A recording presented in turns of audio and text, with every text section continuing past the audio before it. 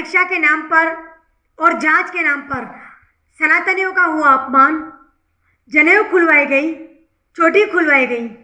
सनातनियों के मना करने पर उन्हें चोटी काटना और जनेऊ काटने को कहा गया।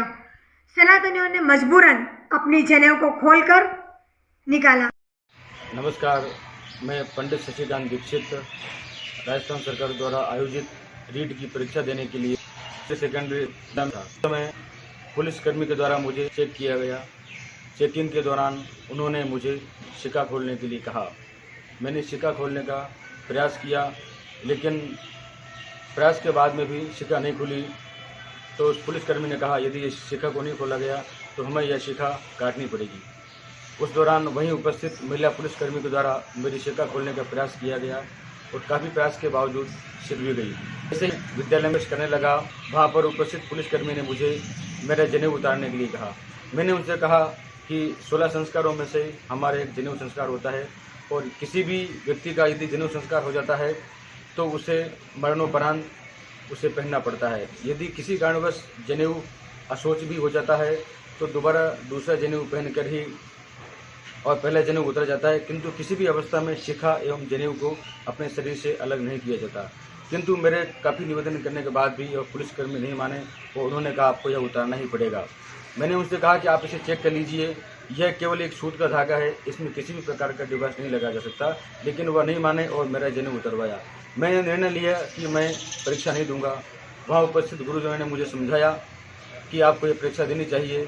मैं विवश होकर परीक्षा देने गया। परीक्षा में मेरा बिल्कुल मन नहीं लगा, मेरा मन बहुत दुखी था।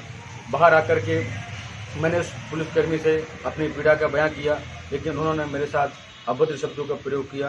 तुरंत ही मैंने अतिरिक्त जिला पुलिस अधीक्षक महोदय को फ़ोन लगाया। फ़ोन पर उन्होंने इस घटना से अवगत कराया। उन्हें बहुत ही शर्मिंदगी हुई और उन्होंने पुलिसकर्मियों को काफ़ी भला बुरा कहा कि आपको ऐसा नहीं करना चाहिए। यह सब तो ठीक है, लेकिन मैं आपसे प्रश्न पूछता हूँ कि क्या स्वतंत्र भारत में यह मेरे साथ अच्छा हुआ? हमारे पुरखों ने अपनी जान की बाजी लगा दी, अपनी जान दांव पर लगा दी, उसके बाद भी अपने संस्कृति को, अपने धर्म को सुरक्षित रखा। और आज स्वतंत्र भारत में जहाँ हमारे प्रधानमंत्री जी धार्मिक संस्कृति को आगे बढ़ा रहे हैं, वैदिक संस्कृति को आगे बढ़ा रहे हैं, राष्ट्रपति महोदया ने भी पदभार ग्रहण के समय ब्राह्मणों को बुलाकर उनसे वैदिक आशीर्वाद लिया, उसके बाद पदभार ग्रहण किया। और उसी स्वतंत्र भारत में मेरे साथ जो खिलवाड़, धर्म के साथ जो खिलवाड़ है, यज्ञों पर संस्कार खंडन किया, उसकी मैं घोर निंदा करता हूं। आप सभी से निवेदन करता हूं कि आप इस घटना का अनुशासित तरीके से जोरदार विरोध करें, ताकि जो घटना मेरे साथ हुई है आने वाले समय में किसी भी सनातनी के साथ यह घटना न हो। जय श्री राम।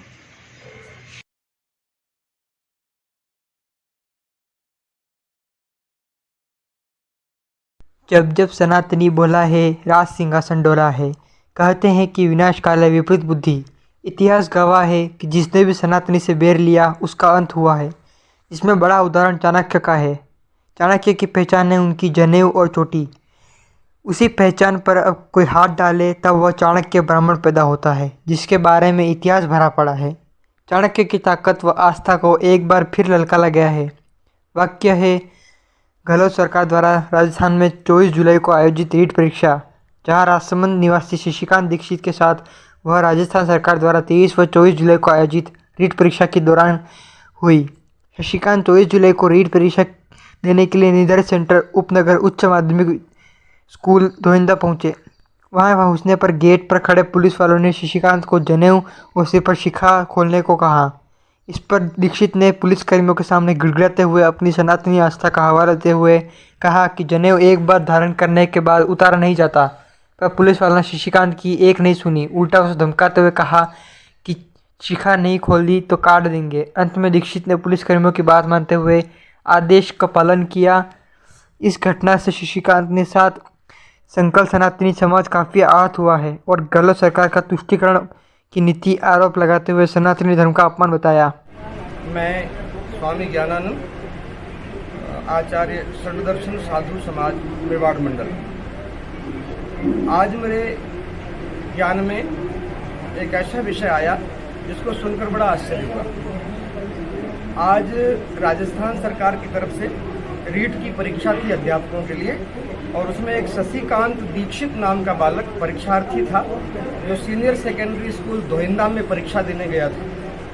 वो जन्म से ब्राह्मण है और संस्कारी ब्राह्मण है। उस ब्राह्मण के शिखा सूत्र था और प्रत्येक ब्राह्मण का अथवा द्विजातीय का ये मूल कर्तव्य होता है कि सभी प्रकार से प्राणपण से वो ब्राह्मण द्विजातीय अपने शिखा सूत्र की रक्षा करे।